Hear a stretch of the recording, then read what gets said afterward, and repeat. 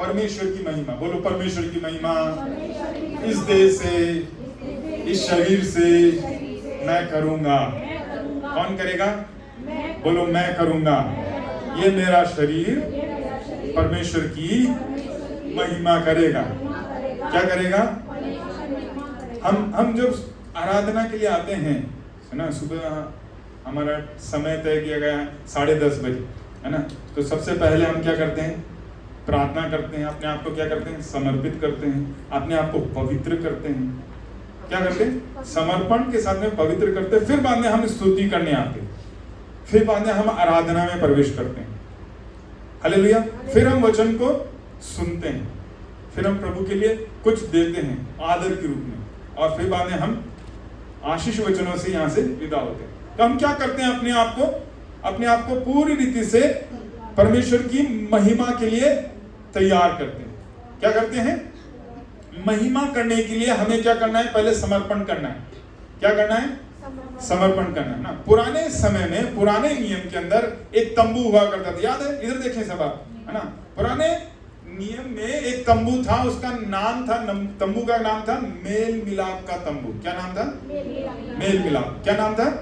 Mail मिलाप मतलब फिर से दोस्ती कर लो, है ना, फिर से आओ, बैठे हम बातचीत करें, एक मीटिंग करें, है ना। और मेल मिलाप के तंबू के 3 स्तर थे, 3 हिस्से थे। पहला हिस्सा क्या था? आंगन। क्या था? एक गेट हुआ करता था, आंगन में घुसते थे। आंगन में घुसते ही वहां पर 2 चीजें थी। क्या क्या चीजें थी? किसी को याद है तो? एक वेदी थी और एक कुंड था। एक क्या था? पानी जिसमें भरा रहता है उसमें कुंड, एक होद जिसे बोलते हैं। वो होद में क्या करते थे? पहले जाके अपने हाथ और पांव को धोते थे, और फिर बाद में वो बलि चढ़ाने के लिए एक वेदी हुआ करती थी। उस वेदी के ऊपर मेल मिलाप की क्या करते थे? बलि चढ़ाई जाती थी, बकरा चढ़ाया जाता था, जो भी बलि, पाप बलि, दोष बलि, मेल बलि जो भी लाई जाती थी, वो कहाँ? उस आंगन में चढ़ाई जाती थी। तो आज हम जब प्रभु के घर में आते हैं तो सबसे पहले क्या करते हैं? समर्पण करते हैं, और अपने आप को क्या करते हैं? पवित्र करते हैं। समर्पण क्या दिखाता है? हम अपने आप को धो रहे हैं।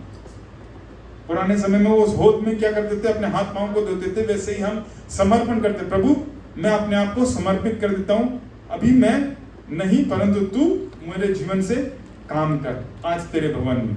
फिर हम प्रभु को देते हैं, प्रभु जो कुछ भी है वो तेरा है, वो बलि, प्रभु यदि कोई गलती हो गई माफ कर दे, तेरे लहू से पवित्र कर दे, है ना। ऐसा बोल के जब हम क्या करते हैं? फिर स्तुति आराधना में आनंद के साथ में प्रवेश करते हैं। हम अपने आप को, परेशानी को, जो कुछ भी हमने उस बलि की वेदी के ऊपर चढ़ा दिया। हम घर में शायद लड़के आए, रास्ते में कोई गाड़ी वाला मिल गया, हमारे को पास नहीं दिया, हमने उसको कुछ बोल दिया, परंतु जब यहाँ बैठे हैं उन सब विचार को शैतान लाता है। अरे तेरे रास्ते में तो तूने ऐसा ऐसा कर दिया था, है ना, अभी तू बड़ा धर्मी बन रहा है, तो अपने आप को पवित्र समझा है, परमेश्वर तेरे को माफ कर देगा, अभी तो तू रास्ते में ऐसा करके आया, है ना। ये विचार कौन लाता है? आता है, कान में आवाज आती है। तब उस समय में अपने आप को क्या करना है? अपने आप को पवित्र करना है, तब अपने आप को शुद्ध करना है। उस लहू, उस पानी के अंदर, उस होद में क्या करना है? अपने आप को शुद्ध करना। हालेलुया। और अपने आप को पवित्र करते फिर बाद में हम कहा आइए, जय जयकार जय जयकार सेनाओं का यहोवा हमारे संग संग। हम भूल जाते हैं पुरानी बातों पर, रास्ते में क्या हुआ, घर में क्या हुआ, पड़ोस कल के दिन में क्या हुआ, हमारे ऑफिस में क्या हुआ, उन सब बातों को, उनके प्रभु की आराधना करने लगे। वो सेनाओं का यहोवा मेरे संग संग है, वो यहोवा यिरे अल शद्दाई, यहोवा पूरी करने वाला, है ना, हर जरूरतों को पूरा करने वाला परमेश्वर मेरा है। जब हम ऐसा करते हैं हम क्या होते हैं? उस पवित्र स्थान में पहुंचते हैं। और जब हम आराधना करते हैं, तू पवित्र पवित्र है, तू मेरा शरण स्थान, मैं हूं यहाँ प्रभु। जब हम ये बोलते हैं, आराधना करूं मैं पूरे दिल से, मैं तुझे पूजूंगा संपूर्ण मन से, तेरी सेवा करूंगा हर एक चीज से जो कुछ भी मेरे पास है। जब हम इस हिस्से में आते हैं, हम उस पवित्र स्थान में पहुंच जाते हैं और सिर्फ परमेश्वर की क्या करते हैं? महिमा करते हैं। क्या करते हैं फिर? महिमा। उस महिमा तक पहुंचने के लिए इतने सारे क्रम से होकर हमारे को जाना है, जो यहाँ लिखा है 20 पद में, क्योंकि तुम दाम देकर क्या कर लिए गए? मोल ले लिए गए। क्या कर लिए गए? मोल ले लिए गए। अपनी देह के द्वारा क्या करो? हालेलुया। हम दान देकर, कौन सा दान? किसका दान? किस रूप में वो दाम दिया गया, उस दाम के विषय में हम कुछ बातों का मनन करके हम समाप्त करेंगे, है ना। हम दाम देकर मोल लिए गए। कौन सा दाम, किसने दिया वो दाम, कोई बताए? प्रभु यीशु ने। कैसे? हाँ, कैसे चुकाया? हालेलुया। कैसे? यीशु ने अपना लहू बहाया। उस लहू बहाने से हमारा दाम क्या हो गया? चुका दिया गया। क्योंकि हम किसके हाथ में बिके हुए थे? शैतान के हाथ में। हम पाप के हाथ में बिके हुए थे, हम गुलामी में थे। उस गुलामी से, उस पाप से, उस अपराध के बोध से परमेश्वर के पुत्र यीशु ने लहू बहाकर, उस लहू में क्या है? बहुत बड़ी सामर्थ है। बोलो, लहू में सामर्थ है। क्या है? लहू में सामर्थ है। और उस लहू के कारण से हमारा जीवन क्या कर दिया गया? चुका कर पवित्र कर दिया गया। हालेलुया। तो हमें इस लहू को किसका लहू है? वो यीशु का पवित्र लहू है। यदि पुराने नियम में हम देखते हैं, पुराने नियम के अंदर हमने वो मेल मिलाप का तंबू देखा नहीं देखा? अभी देखा आपने? मैंने तस्वीर बताई, शायद आपने कल्पना में उस तस्वीर को बनाया। तो उस मेल मिलाप के तंबू में जब प्रवेश करते थे, याजक लोग जाते थे उस आंगन में। जैसे आंगन में कोई प्रवेश करता था तो एक याजक इस कोने में और एक याजक उस कोने में, जो बकरे का या फिर भेड़ का या मेमने का जो लहू होता था उसको तसले में लेते थे। तसले बोले थे, कटोरे में लेते थे। और इस कटोरे में दो याजक लोग खड़े रहते थे और जितने प्रभु के घर में प्रवेश करते थे उन पर उस लहू को लेकर छिड़का जाता था। क्या करा जाता था? तो आपके शरीर पे जो भी कपड़े पहने हैं, वो शरीर पर कपड़े क्या थे? किसके होते थे? छिड़के हुए लहू के। जब आप घर जाते थे तो कैसे होते थे? कपड़े आपके छिड़के हुए, लहू के छिड़के हुए। क्या आज हमारे पर लहू छिड़का जाता है? हम प्रभु के घर में आते हैं? नहीं। परंतु पुराने समय में मूसा के स्तंभ में लहू छिड़का जाता था। आराधना के इंस्ट्रूमेंट वहां पर भी थे, सारे जितने इन वाद्य यंत्रों पर लहू छिड़का जाता था। याजकों के ऊपर उस लहू को छिड़का जाता था, फिर वो परमेश्वर की आराधना करते थे। ये कब समय का, कौन से समय में था? पुराने नियम। परंतु जब यीशु मसीह आ गया, यीशु मसीह के आने से वो लहू आज हम पर भी छिड़का जाता है। क्या आपको मालूम है? क्या आप अपने ऊपर उस लहू को छिड़कते हैं? बोलते हैं? नहीं बोलते हैं? यदि नहीं बोलते हैं तो आपके जीवन में क्या है? कुछ कमी है, कुछ कमी है। आप कौन सी संख्या में आते हो? उन 500 में से 120 वाले लोग छिड़कने वाले हैं, और जो बच गए वो लहू की सामर्थ को अभी तक नहीं पहचाने। तो उनके जीवन से कौन आता है? उनके जीवन में कौन आता है? बार बार फिर से हम उस बीज बोने वाले के दृष्टांत में पहुंच जाएं तो जो बीज मार्ग के किनारे गिरा, पक्षी में आया, चुग लिया और वो जमीन बंजर की बंजर रह गई। आपके जीवन में आप वचन को सुनते हो, आप प्रार्थना को करते हो, करते नहीं करते? हम प्रार्थना को करते हैं, हम वचन को सुनते हैं, परंतु हम इस यीशु के लहू के ऊपर हमारा विश्वास उतना स्ट्रॉन्ग नहीं। हम यीशु के नाम को बोलते, कोई समझ रहे तो यीशु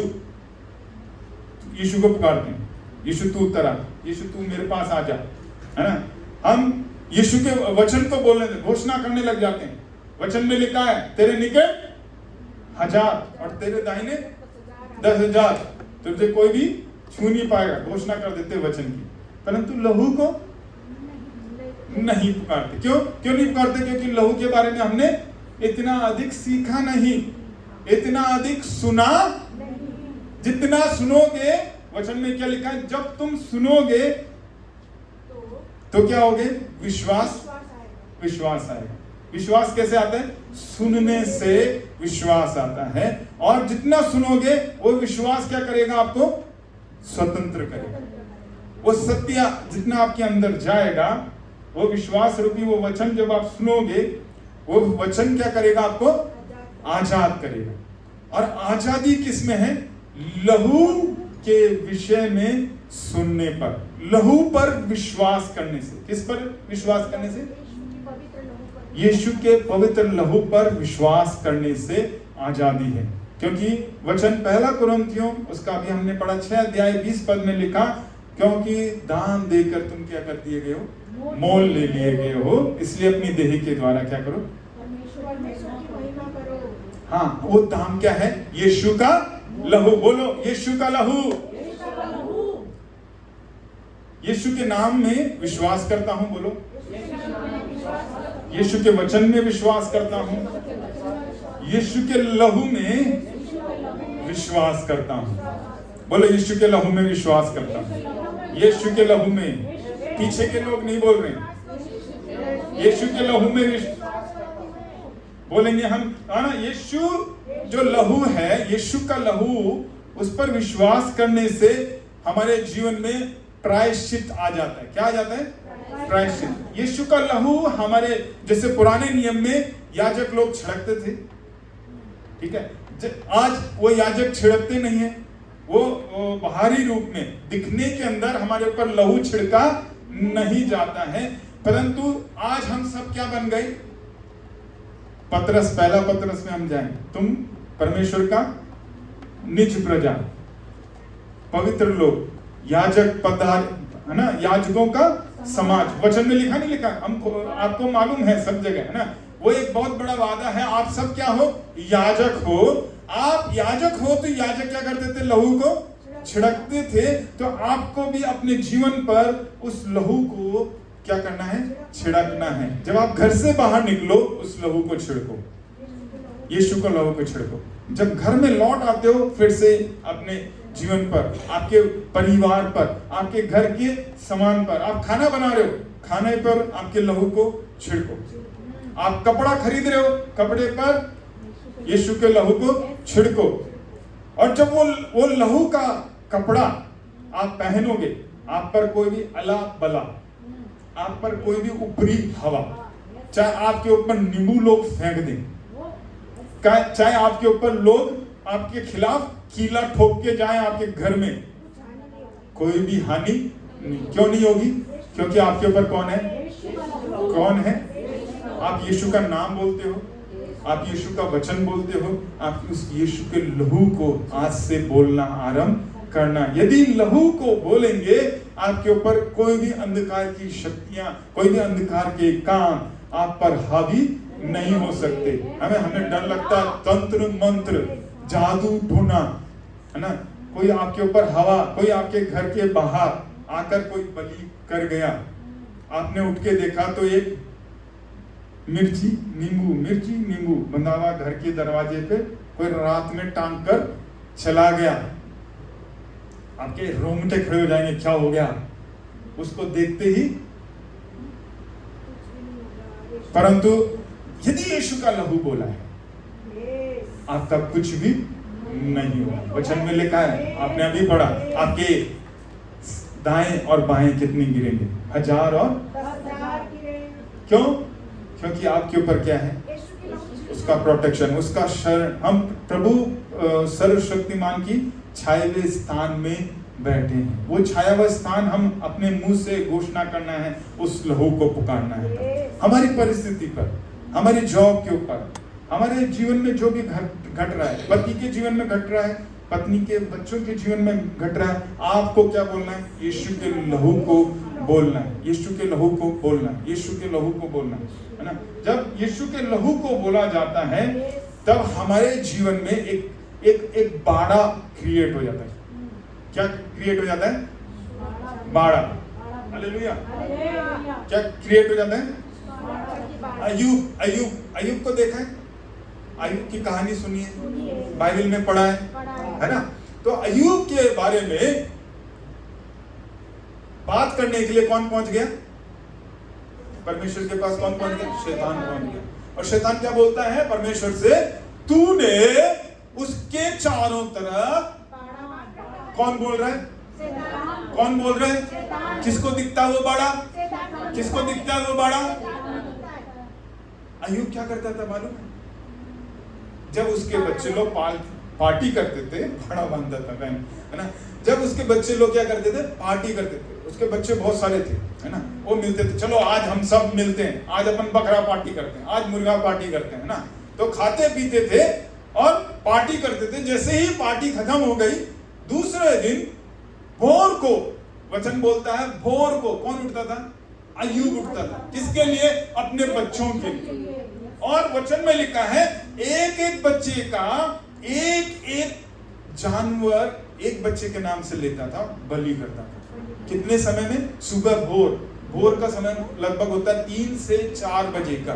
3 से 4 बजे आपकी नींद खुलती है, कई बार खुल जाती है, घड़ी देखना कितने बज गए।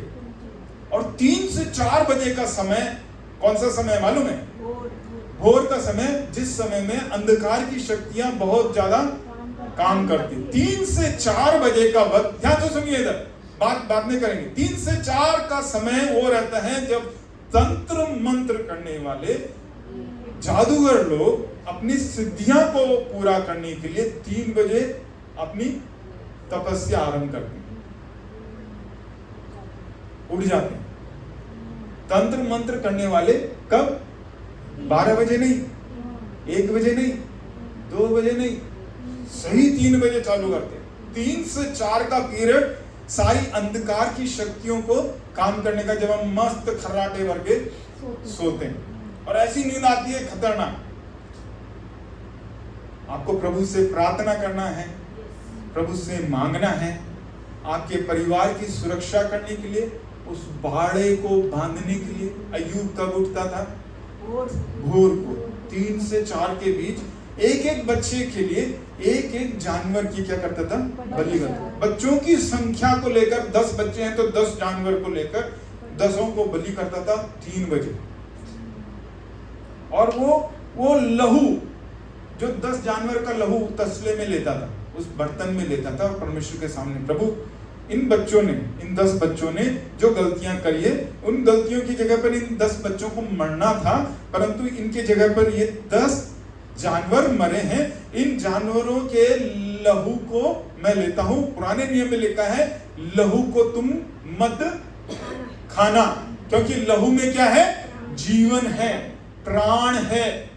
लहू को मत, लोग आजकल खाते हैं, आप मटन शॉप में जाओगे लहू मिलता है खाने के लिए, परंतु वचन में खास मना किया गया है ना, लहू को तुम मत खाना, क्योंकि लहू में जीवन है। वो लहू क्या करता है, बोलता है, वो लहू बात करता है, चाहे वो जानवर का लहू है चाहे वो इंसान का लहू है। वो लहू क्या करता है, बात करता है, और वो लहू क्या बनाता है, बाड़ा बनाता है। वो लहू लेता था और अपने बच्चों पर छिड़कता था। उनके सोने वाले स्थान पर अय्यूब क्या करता था, रात के समय में उन 10 बच्चों के ऊपर छिड़कता था। मैं संख्या ले रहा हूं, 10 नहीं, उससे ज्यादा ही होंगे, वचन के अंदर लिखा है। उसकी संतान इतनी थी, और वो जब भी मिलते थे वो हर बार इतना पैसे वाला था। आज हम एक बकरा खरीदने के लिए, एक बकरे की पार्टी करने के लिए हम सोच रहे हैं, कितने समय से, साल हो गए, है ना, बकरा कितने में आएगा हिसाब लगाने लग गए। परंतु अय्यूब को देखो, जितनी बार उसके बच्चे मिलते थे उनकी संख्या के अनुसार वो बकरे लेके काटता था, इतना धनवान था वो। परंतु उसने उस लहू को पहचाना। आप इस संख्या में ना घुस जाएं, उस बकरे की काउंटिंग ना करें, परंतु उस प्रकाशन को पहुंच लें, अपने जीवन में अपना लें। जब आप घर से घर जाएं तो उस लहू की कीमत को पहचानें।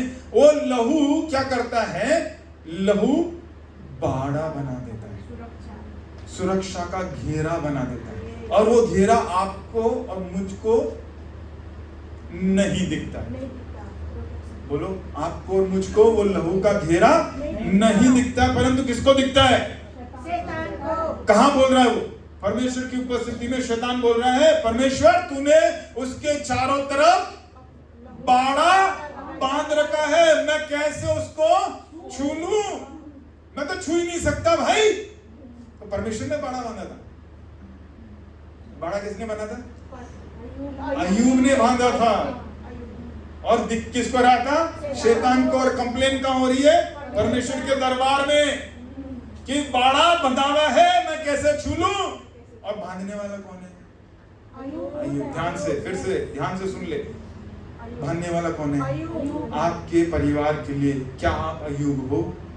क्या आप उस लहू को बांध रहे हो? उस लहू के बाड़े को बना रहे हो?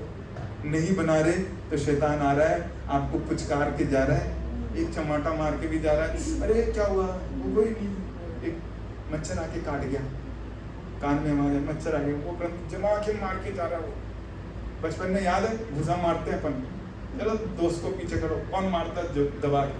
हमने तो मारे, है ना? तो वैसे ही शैतान भी आता है, हमारे को मार के जाता है। क्यों मार के जाता है? क्योंकि हमारे चारों तरफ बाड़ा नहीं है। तो प्यारो याद रखो, वो बाड़ा किसको दिखता है? शैतान को दिखता है। और यदि बाड़ा नहीं है तो हमारी संख्या कहाँ हो जाएगी? उन 500 लोगों में से जो 120 के अंदर नहीं खड़े थे, उनके चारों तरफ बाड़ा नहीं था। नहीं बाड़ा था, इसलिए वो जब प्रेरित पवित्र आत्मा उतरा तब वो वहां पर नहीं थे। समझ आ रहा है?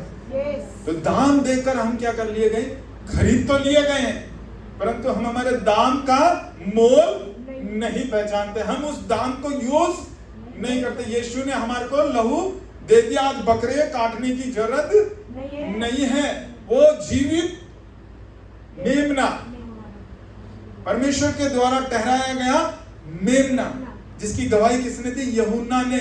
यूहन्ना बपतिस्मा देने वाले ने अंद्रियास को बोला देख, पतरस को बोला देख, जगत का मेमना जाता है, ये सारे जगत के पापों को उठा ले जाएगा। ये गवाही किसने दी? जाके पढ़ लेना, मत्ती, मरकुस, लूका, यूहन्ना, ये 4 गॉस्पेल में लिखा है। यूहन्ना गवाही दे रहा है इनको, इन यूहन्ना, पतरस, याकूब, यूहन्ना, इन तीनों को और अंद्रियास को।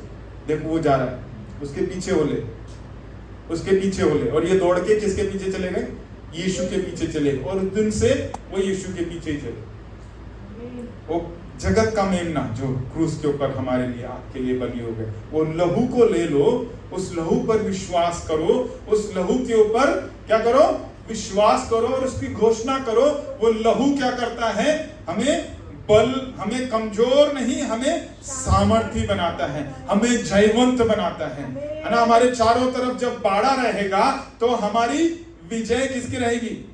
हमारी रहेगी। उसके बच्चों को कोई हानि हुई? उसकी धन संपत्ति को हानि हुई? है ना? कहां पर कंप्लेन हो रही है? अय्यूब की।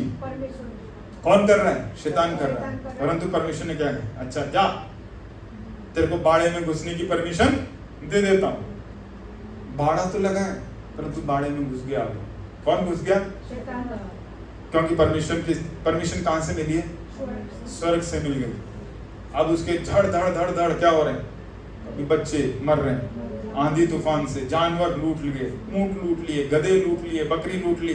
क्यों? कौन घुस गया बाड़े के अंदर? यदि आपकी हानि हो रही है, आपके जीवन में कुछ कमी आ रही है, आप संभल जाएं, बाड़े में नहीं है। तुरंत बाड़ा बांध लो, तुरंत बाड़ा खड़ा कर लो। और खड़ा करने के लिए हमारे को कोई बड़ा काम, खाली यीशु के लहू को पुकारना, अपने परिवार पर पुकारना है, अपने जानवरों पर पुकारना है, मतलब अपनी संपत्ति पर, आपकी गाड़ियों पर, आपकी छोटी गाड़ी पर, बड़ी गाड़ी पर, आपके घर पर, आपके घर में रखे हर एक बर्तनों पर, आपकी सब्जी पर, यहाँ तक कि आपके कपड़ों पर, आपकी साबुन पर, नहाने की हो चाहे वो धोने की हो, आपका टॉयलेट हो चाहे आपके सोने का स्थान क्यों ना हो, चाहे वो आपकी खिड़की हो चाहे छोटा सा झरोका हो, क्या होना चाहिए? यीशु का लहू। पुराने नियम में उस तंबू में जो भी प्रवेश करते थे उन पर क्या था? वो लहू था। लहू कौन छिड़कते थे? याजक लोग। आप कौन हो? परमेश्वर के याजक हो। आपको लहू को आपके घर के लिए, आपकी कलीसिया के लिए, आपके कलीसिया में आने वाले उन लोगों के लिए जो नया बैठा है, उसके लिए ऊपर क्या करना है? यीशु के लहू को छिड़कना है, उस लहू को बोलना है, उस लहू को बोलना है। जितना उस लहू को बोलोगे, उसके चारों ओर कौन आ जाएगा? परमेश्वर की सामर्थ आ जाएगी, और परमेश्वर की सामर्थ आने से वो कमजोर नहीं रहेगा, वो जयवंत बन जाएगा। उसके शरीर में कोई भी, उसके जीवन में कोई भी चीज जो कोई भी चुरा कर नहीं ले जा सकता। क्यों? क्योंकि वो बाड़े में कायम हो गया। Hallelujah, hallelujah. एक व्यक्ति का उदाहरण देके हम खत्म करेंगे। कितने बजे? 12:30 की साढ़े, है ना? हम एक व्यक्ति था, एक तांत्रिक था, और वो पड़ोस में रहता था। उसके पड़ोस में एक विश्वासी परिवार रहता था। विश्वासी परिवार टाइम विश करता, मिलता, हंस खेल के सब पड़ोस में सबसे बात करता था। तो इस तांत्रिक के दुश्मन भी थे आस पड़ोस के, उनसे भी वो बात करता था। तो इसको नहीं खटकता था, ये उन लोगों से क्यों बात कर रहा है, मेरे से बात कर रहा है तो उनसे उनको उनकी बात होते नहीं होते पड़ोस में, है ना? आपने हमारे से दोस्ती कर ली तो आपको उनसे आज के बाद बात नहीं करनी, क्योंकि मेरी उनसे पटती नहीं तो तुम्हारी भी नहीं पटनी चाहिए। तुम्हारी पट गई तो तुम्हारे खिलाफ मैं हो गया। तुम्हारे से तो बड़े प्यार से बात करूंगा, परंतु वो मनी मन के अंदर आपके ऊपर बददुआएं बोल रहा है, आपको नहीं मालूम, है ना? क्यों? क्योंकि आपने उसके दुश्मन से बात कर ली, उससे हंस खेल कर, हंसते हुए बात कर ली, उससे उसके हालचाल पूछ लिए, उसको पसंद नहीं आया। तो इस प्रकार से वो तांत्रिक ने उस विश्वासी के खिलाफ क्या कर दिया? तंत्रों को बोलना, मंत्रों को बोलना चालू कर दिया। रात में 3 बजे उठकर वो क्या कर रहा है? मुर्गे को काट रहा है। मुर्गे को काट के वो लहू को ले रहा है। किसके लिए? उस विश्वासी परिवार के लिए, कि वो अपने उन सिद्धियों को बोल रहा है कि तुम उसके खिलाफ उतर जाओ और उसके घर में अशांति को लेके आओ, उसके घर में कमी को लेके आओ, उसके घर में कोई भी शांति की बात नहीं रहनी चाहिए। कौन बोल रहा है ये सब? वो तांत्रिक बोल रहा है। किसके लिए? विश्वासी के लिए। धीरे से क्या हुआ? उस परिवार के अंदर समस्याएं क्रिएट होने लग गई। क्यों? क्योंकि वो लहू की सामर्थ को नहीं जानता। उसके घर में कमियां होने लग गई, उसके घर में घटियां होने लग गई, रात को खतरनाक गहरे भयानक सपने आने लगे, नींद खुल जाती थी उसकी, ना? परेशान हो गया। 1 दिन बीता, 2 दिन बीता, वो सोचा शायद ये हो रहा है, कोई बात नहीं। हफ्ते बीत गए, हफ्ते उसको नींद नहीं आई, 2 हफ्ते हो गए, नींद नहीं आई। क्या हुआ? पहुंच गया पादरी साहब के पास। पादरी साहब, परेशानी है, मेरे लिए दुआ करो। बैठ गया घुटने लगा के, हाथ रख दो मेरे पे। अरे पादरी साहब हाथ रख देगा, क्या हुआ? तुमने तो लहू का बाड़ा नहीं लगाया। कोई बात नहीं। पादरी साहब ने प्रार्थना करी। प्रार्थना करते करते क्या हुआ? प्रभु ने बोला ऐसा करो, आप 3 दिन तक, प्रभु के दास को बोला, उनके घर में जाओ और घर में रहकर रात के समय में वहीं पे रहना और उनके लिए प्रार्थना करना। तो प्रभु का दास पहुंच गए साहब। पहला दिन हुआ, दूसरा दिन हुआ, तीसरे दिन प्रभु ने बोला तू आज 3 बजे उठ जा। किसको बोला? परमेश्वर ने उस दास को बोला 3 बजे उठकर प्रार्थना कर। और प्रार्थना करते करते प्रभु ने उस दर्शन के अंदर उस दास को ये बता दिया कि इसके खिलाफ एक तांत्रिक है जो लहू को लेकर आया है। किसको लेकर आया? लहू की सामर्थ को देख। जानवर का लहू है, परंतु हमारे पास किसका लहू है? पवित्र लहू, यीशु का लहू। वो तो मुर्गी का, बकरे का लहू लेके आया, परंतु हमारे पास में जीवित परमेश्वर का लहू है। तो उसको परमेश्वर के दास को ये दिखाया कि वो तांत्रिक मुर्गे के लहू से उन दुष्ट आत्माओं को लेकर इस घर में रिलीज किया है। तो प्रभु के दास को जब ये बात बताई, उसने उस परिवार को उठाया, उनको समझाया, तुम्हारे खिलाफ ये तो बताया नहीं पड़ोस में कोई है, परंतु ये बताया कि कुछ बातें हैं जो आपके विरुद्ध हो रही हैं। आपको उस लहू की सामर्थ को पहचानना है, क्योंकि आपके पास कौन सा लहू है? यीशु का जीवित लहू है। उस लहू को अपने घर के ऊपर भाड़े के रूप में, जैसे अय्यूब ने बांधा था, बांधना है। उस प्रभु के दास ने उनको सिखाया, और सिखाया जैसे ही प्रार्थना करी, जैसे ही उस परिवार ने उस दास के साथ मिलकर प्रार्थना करी, प्रार्थना में परमेश्वर ने यह बोला कि तुम स्वर्ग की सेनाओं के यहोवा की सेना को रिलीज कर दो। परमेश्वर के दास को प्रभु ने क्या बोला? आज गीत गाया ना, सेनाओं का यहोवा हमारे संग संग है, याकूब का परमेश्वर हमारा ऊंचा गढ़ है। जब मैं ये तैयारी कर रहा था तब प्रभु ने ये गीत दिया, सेनाओं का यहोवा हमारे संग संग है।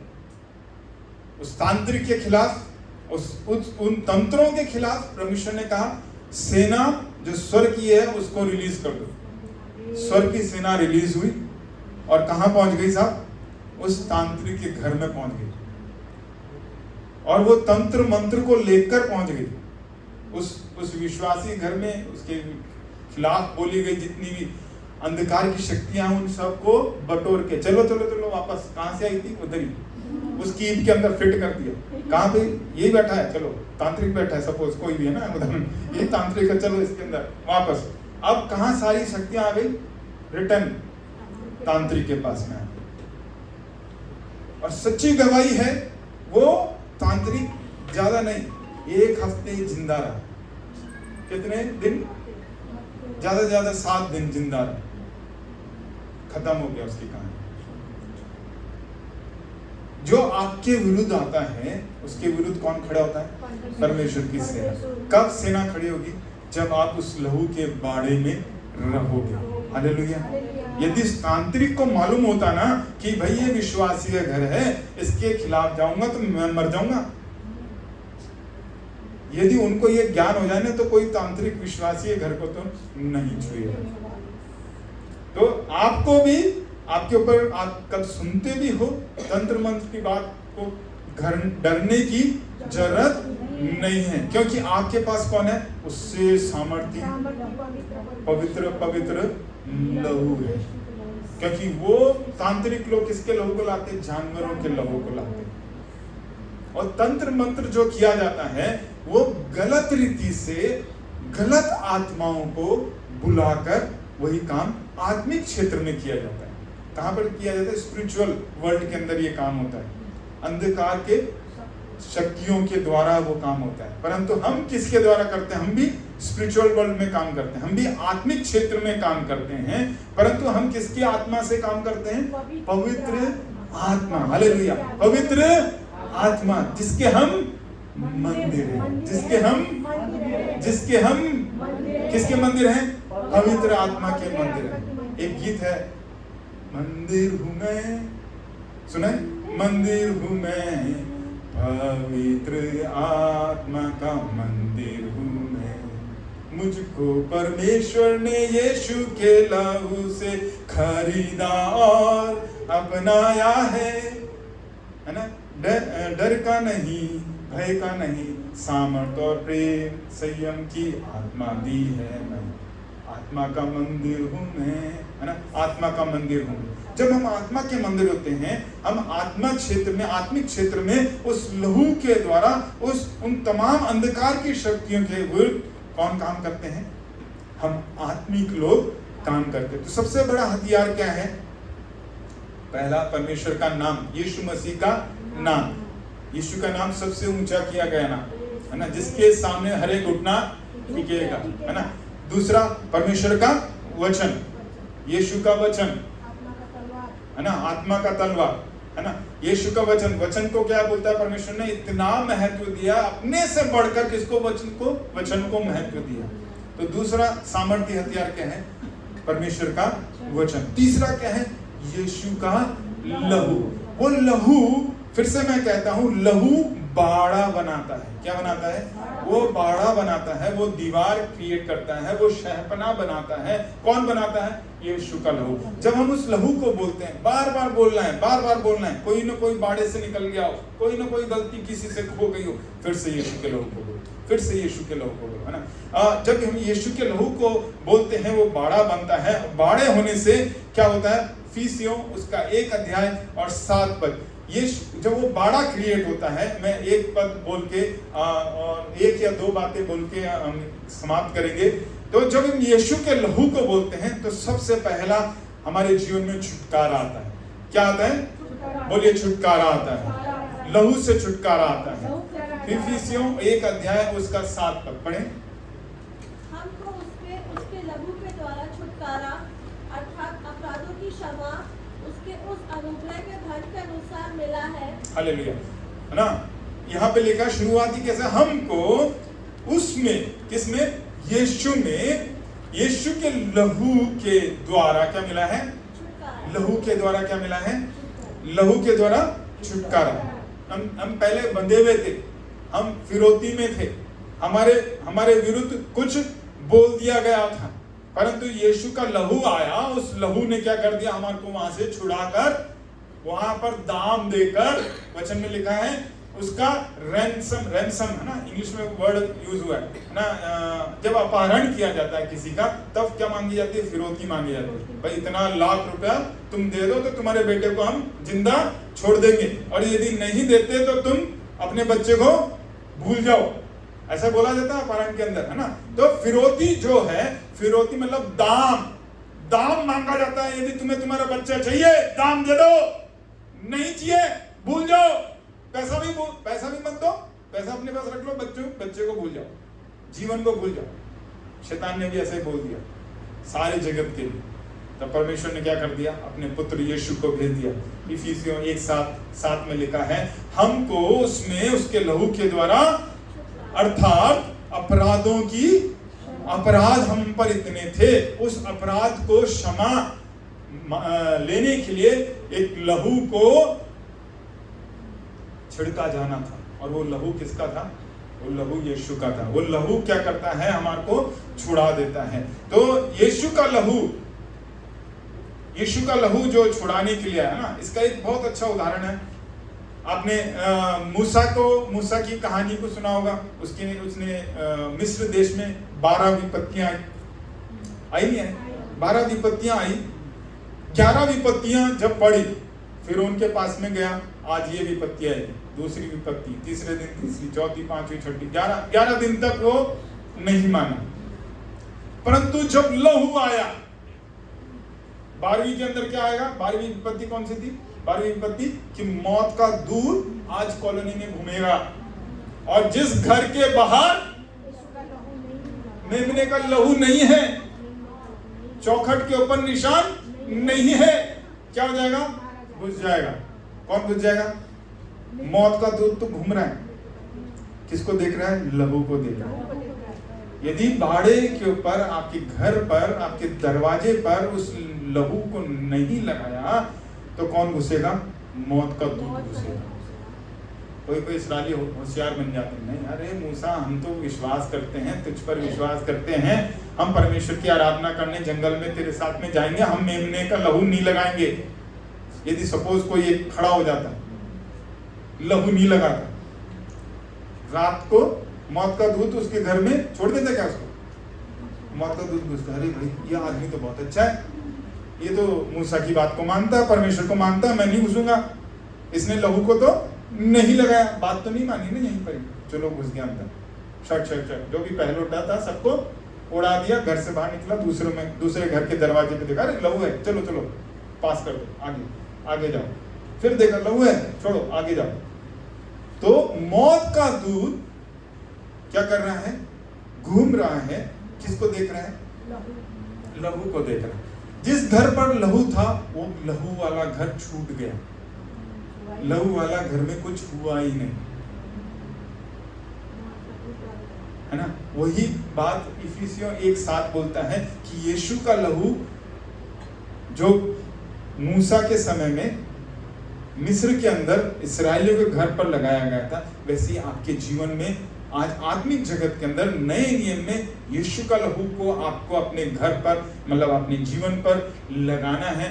वो हमारे को हर एक अपराधों से, हमारे अपराध काफी हैं, है ना, उस मौत के दूत को घुसने के लिए, कमी लाने के लिए, स्थिति को बिगाड़ने के लिए, लहू बचाने के लिए काफी है। वो बाड़ा बना देता है, वो बाड़ा क्रिएट कर देता है। तो शैतान जब लहू को देखता है, मौत का दूत जब लहू को देखता है, तो वो काम करना बंद कर देता है, उस दरवाजे के अंदर घुसने की ताकत भी नहीं रखता। वो कौन सा लहू था, वो तो मेमने का लहू, जानवर का लहू था जो मूसा ने लगाया था दरवाजे, परंतु आप और मेरे पास में कौन सा है, जीवित परमेश्वर का लहू है। उस लहू क्या करता है, हमारे को छुड़ा देता है। तो हम सब बोले, यीशु का लहू मुझे छुड़ा लिया है, यीशु के लहू के द्वारा मैं छुड़ा लिया गया हूँ। यदि आपके पास पेन डायरी है तो आप इसको लिख लें, यीशु के लहू से मैं छुड़ा लिया गया हूँ, यीशु के लहू से मेरा घर छुड़ा लिया गया। यीशु के लहू से मेरा पति, यीशु के लहू से मेरा पत्नी, यीशु के लहू से मेरा बेटा, यीशु के लहू से मेरा घर छुड़ा लिया गया। आपको घोषणा करनी, बोलना है। किसको बोलना है? यीशु के लहू को बोलना है। आज बकरा नहीं काटने की जरूरत, आज बकरे मुर्गी को बलि करने की जरूरत नहीं, परंतु घोषणा करने की। ये घोषणा का पहला वचन है कि हम छुड़ा लिए गए हैं, है ना। तो दूसरा वचन हम पढ़ेंगे, पहला यूहन्ना उसका 1 अध्याय और उसका 7 पद।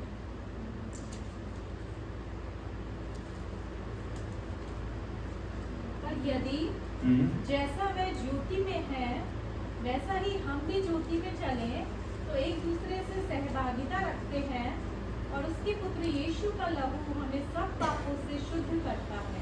यीशु का लहू हमें सब पापों से शुद्ध करता है। यदि इसको इंग्लिश में पढ़ेंगे, किंग जेम्स में पढ़ेंगे, वो निरंतर कंटिन्यूअस हमें क्लीन करता है। वहां लिखा है लगातार साफ करता है।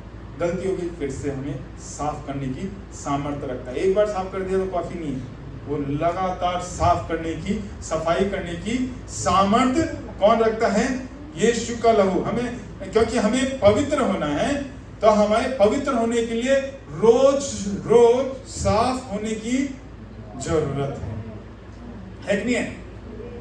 हम कपड़े पहनते नहीं पहनते, रोज शाम को क्या कर देते हैं? उतार के दूसरे दिन दूसरा पहनते, उस कपड़े को लेके धोने के लिए डाल देते हैं, है ना। फिर उसको धोते हैं। हम अपने आप को भी, कल तो नहाया था, आज क्या नहाने की जरूरत है? पूरे हफ्ते नहीं नहाऊंगा मैं संडे को नहा लिया था मैं। ऐसा करते हैं क्या? नहीं, हम रोज नहाते हैं। हम रोज नए कपड़े को रोज धोते हैं, फिर वापस पहनते हैं। जब हम कपड़े को धोते हैं, जब हम अपने शरीर को रोज धोते हैं साबुन लगा के, है ना, शैम्पू डाल के, जो एक दिन कहाँ चले जाएगा? 6 फीट के गड्ढे में चले जाएगा।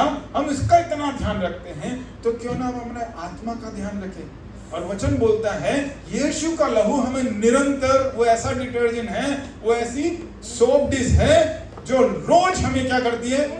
होलीनेस, होलीनेस, पवित्रता, पवित्रता। हम यीशु की क्या है? फिर से मैं बोलता हूँ, यीशु की क्या है? दुल्हन क्या थी? पवित्र। और झुर्री नहीं थी। तो झुर्री ना हो, पवित्र हो, उसके लिए क्या होना? रोज साफ होने की। हम दुनिया में घूमते हैं, कहीं ना कहीं कोई छींटा तो पड़ ही जाता है, कोई गलती हो ही जाती है, अनजाने में हो जाती है। चाहते तो नहीं है ना गलती हो। पौलुस भी बोलता है जो काम नहीं करना चाहता वही मेरे से वो बन पड़ता है। मैं पूरा मन लगा देता हूँ कि मेरे को ये काम नहीं करना, परंतु अनजाने में हो जाता है। डरने की बात नहीं है, परंतु यीशु का लहू खड़ा है। कहाँ लिखा है? पहला यूहन्ना के अंदर अभी हमने पढ़ा, 1 वचन 7 के अंदर लिखा है, वो निरंतर हमें साफ करने की सामर्थ्य रखता है। कौन? यीशु का लहू। यीशु का लहू हमें निरंतर साफ करने की सामर्थ्य रखता है। तो एक और घोषणा लिख लें, यीशु का लहू, लिखे, बोले, यीशु का लहू सारे पापों से लगातार साफ करता है, साफ करता है। यीशु का लहू, ये बोलना है, यीशु का लहू लगातार मुझे क्या करता है? साफ करता है, साफ करता है ना। हमें फिर से हम यदि इफिसियों उसका 1 अध्याय 7 के अंदर देखते हैं, तो वो हमें अपराधों से क्या करता है? क्षमा करता है। हमारे जितने भी पाप हैं, हमारे जितने भी पाप हैं, उन पापों को क्या करता है? अपराध को क्या करता है? क्षमा करता है ना। ये दूसरा, थर्ड पॉइंट है। कैसे पाप हैं? जो हमसे हो गए मतलब भूतकाल, होंगे, आने वाला, फ्यूचर, और जो हो रहे हैं। तो मतलब यीशु का लहू पास्ट में भी काम करता है, प्रेजेंट में भी काम करता है, और फ्यूचर में भी काम करता है। तो कोई लोग बोलते हैं कि हमारे फ्यूचर के पापों को क्षमा नहीं करता है।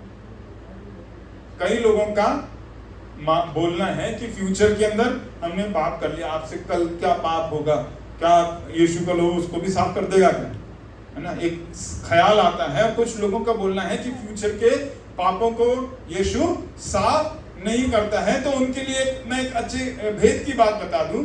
आज से 2000 साल पहले यीशु मसीह बलि हुआ। हम 2000 साल बाद पैदा हुआ। तो हमारे पापों को वो साफ कर सकता है। तो फ्यूचर, यीशु के लिए तो फ्यूचर ही था, तो फ्यूचर के पापों को साफ किया नहीं किया? तो यीशु भविष्य के पापों को भी क्या करता है? क्षमा करता है। वो बीते हुए समय के, वर्तमान और फ्यूचर, सभी समय के पापों को प्रभु यीशु का लहू साफ करने की सामर्थ रखता है। तो हम एक और घोषणा लिख लें, यीशु के बहाए हुए लहू से, बोले यीशु के बहाए हुए लहू से, यीशु के बहाए हुए लहू की वजह से मेरे सारे पाप क्षमा हो गए। मेरे सारे पाप क्षमा हो गए। बीते हुए समय के, वर्तमान के और भविष्य के सारे पाप यीशु के लहू ने साफ कर दिया। हालेलुया। तो यीशु का लहू क्या करता है? हमारी सुरक्षा बनता है, हमारा घेरा बनता है ना। जो किसको दिखता है? आपको और मुझे नहीं दिखता। हाँ, शैतान को दिखता है। वो हमारे घर के पास भी नहीं आएगा। वो देख लेगा, अरे वहां पर तो लहू है, क्योंकि शैतान ही लहू की सामर्थ को जानता है। तंत्र मंत्र ही लहू की सामर्थ को जानते हैं।